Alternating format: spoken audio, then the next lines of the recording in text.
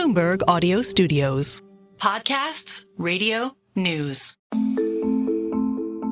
I'm Stephen Carroll, and this is Here's Why, where we take one news story and explain it in just a few minutes with our experts here at Bloomberg. Central bankers are like celebrities in the finance world. It's not just their actions, but every word they say gets closely scrutinised. The word transitory has different meanings to different people. I think it's probably a good time to retire that word and try to explain more clearly what we mean.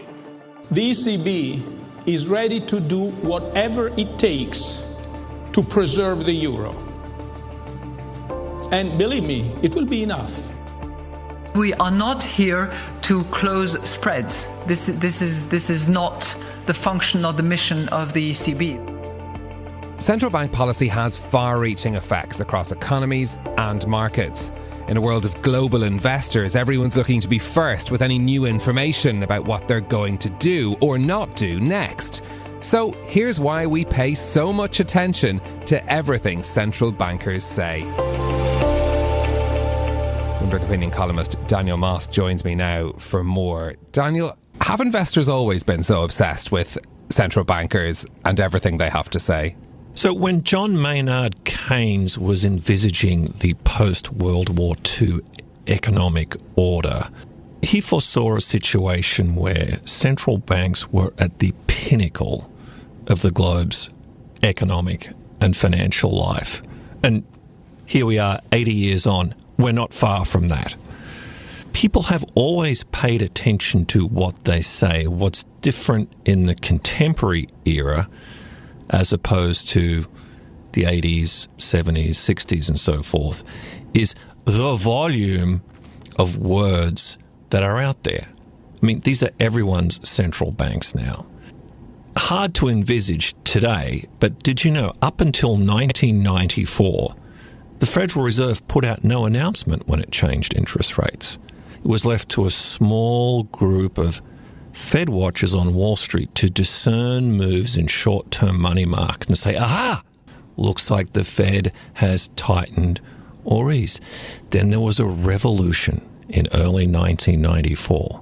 The FOMC published a 2-sentence press release. Didn't even say what the level of the funds rate was going to be, but as Alan Greenspan later wrote, the intention was to bang a gong.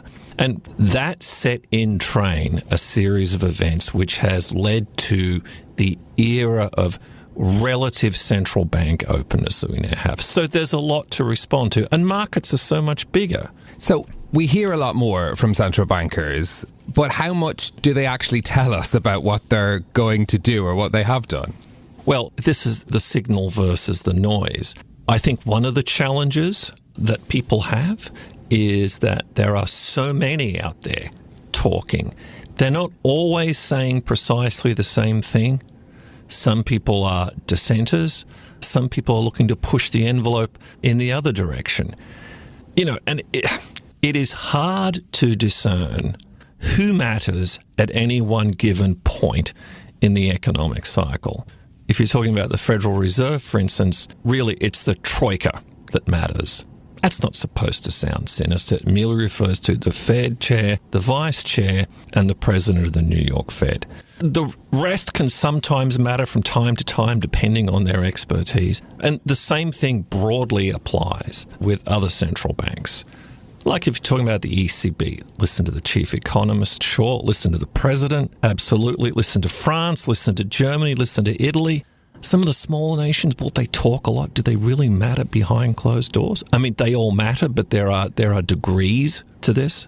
So part of the problem is just discerning who's doing the talking and who to listen to. And it's sometimes not just what's said, it's what is unsaid. But look, what they say is important. It matters for guiding expectations. You know, after he left the Fed, Ben Bernanke wrote in a Brookings blog, the art of successful monetary policy is 98% talk, 2% action. Do they slip up? Do we ever get information that rate setters didn't want to reveal, that they sort of let out by accident? Sometimes there are the little If we were writing a detective story, we were reviewing... Please let's. A Raymond Chandler novel, for instance, or some of the books subsequently commissioned by his estate. We'd say it's that little tell. You're looking for that little tell. That's something that's just like a little bit out of the rhythm. So there's misspeak and then there are slip-ups. Early in his tenure, Jay Powell slipped up when he said to an interview, we're a long way from neutral. People thought, crikey, is there a lot more to come? That's not really what he meant to say. So here's something that I like to refer to. So everyone is familiar with Mario Draghi's whatever it takes line. Possibly the most celebrated phrase in 21st century economic history, okay? But it's what he said after that, that got me really enthusiastic. And it was, and believe me, it will be enough. Yeah, what powerful words they turned out to be. You've been writing recently about why in this moment where central banks are pivoting, it's even more important for them to communicate clearly. Why? Part of this is the ghost of transitory. So from, say, late 2021 through to the middle of last year, we've had the most aggressive hiking cycle in at least a generation. And given the low base from where we started at the depth of the pandemic, probably ever, or at least certainly in the modern era. Because there was so much egg on face after the transitory era. And by the way, I'm not trying to pick on Jay Powell. A lot of central banks around the world, including in Asia, used very similar words, but transitory seems to have captured the zeitgeist. No one wants to be the person to declare all clear and then have inflation go back up again. Potentially, a career-ending comment. So particularly right now, at this inflection point, as the cycle gets underway, folks are going to be very, very cautious about how they're framing it. It's almost like, excuse me, did you cut or what? Plenty to watch out for, making that Jackson Hole meeting all the more interesting. Bloomberg Opinion columnist Daniel Moss, thank you very much for joining us. You can read Daniel's recent piece on this, Welcome to the Yes But Cycle of Rate Cuts, at bloomberg.com/opinion. For more explanations like this from our team of 2,700 journalists and analysts around the world, search for Quick Take on the Bloomberg website or Bloomberg Business app. I'm Stephen Carroll. This is Here's Why. I'll be back next week with more. Thanks for listening.